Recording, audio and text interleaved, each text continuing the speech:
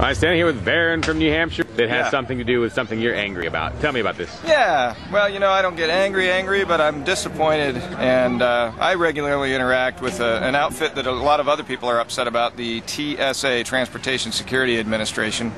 And my family and I, we go back to California, where we are originally from, to visit friends and family every year. And last year on the way home, some things happened that were disappointing, and so we decided this year we're just not going to do that. We're going to drive. It's about 3,000 some odd, 3,100 miles. We're driving round trip from New Hampshire to California in order to avoid the TSA. So after last year's trip, What was it?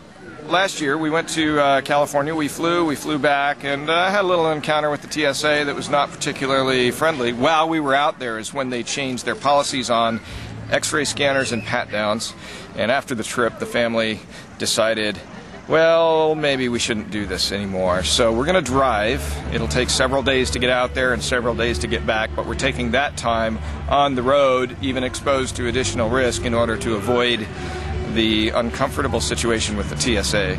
Yeah, well, it kind of teaches your youngsters an important lesson. It does. It teaches them, that, well, even if the government does become oppressive, we have some options, but there's a cost to that. It costs us many, many, many days, and those are days we're not going to be spending with friends and family in California because we're driving.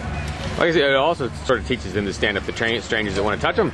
Absolutely, and that was a problem on the way back. There was some confrontation about touching, and a TSA agent getting between my wife and my son in an inappropriate way, and I had to intervene. Now, I'm comfortable doing that for maybe a reason you might ask about in a moment, but... Well, if you think about it, it's very dangerous to get in between a mama bear and her cubs. Absolutely. But humans are 3 to 6 times as dangerous as bears. They could be, yes, and my wife is a very nice person, but she was very uncomfortable and unhappy with that situation. Yeah. Anyway, no, but you said you thought that I would have a question, but I actually ended up just having a blank. So what do you think my question would be? Well, why is it unusual that I would do such a thing? And I guess the punchline is that I deal with the TSA all the time for work. I'm an airline pilot. And I suppose there would be perception among some people that, well, the only cranky ones that don't care about security never fly, or they don't work in the industry, but... really, that's not the case. I do work in the industry and have for almost 20 years now.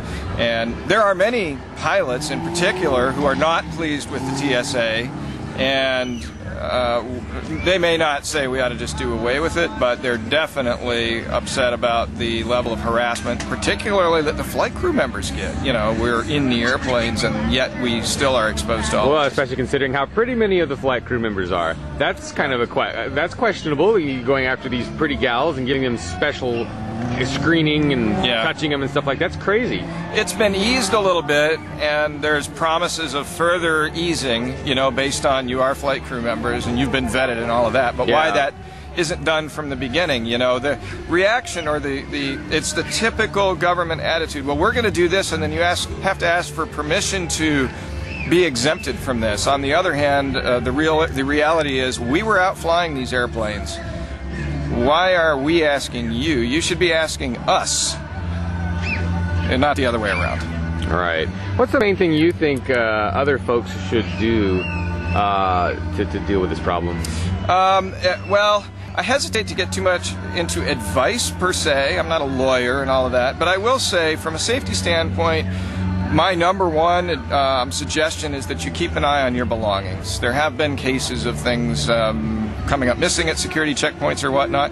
I'm not aware of a case as nefarious as a TSA agent planting contraband for some bad purpose. I'm just not aware of that. Some conspiracy theorists might have something on that, but I'm not that kind of person. But there have been numerous cases where they've been trying to separate people from their stuff, and I don't think that's a good idea, personally. Yeah. And I would also say, if you know what the rules are, obviously, that they want to impose on you. If you want an easy time, comply with their rules.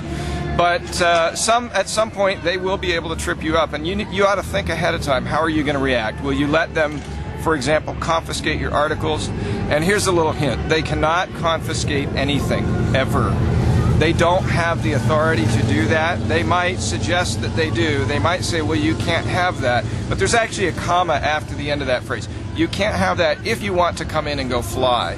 I have never had them take anything that I wasn't ready to give them. On occasion, a water bottle or whatnot, but I've come very close to missing flights because I've said, well, I need to leave then. And I've had to mail things back, or go back to the ticket counter and say, they wouldn't let me in with this. Can you check it for me, please? Yeah.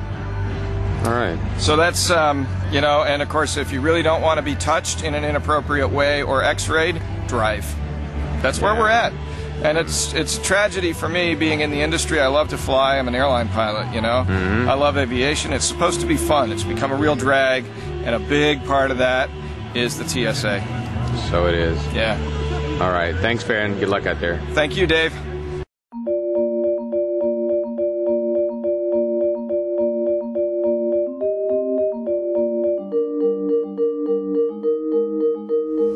Uh-oh.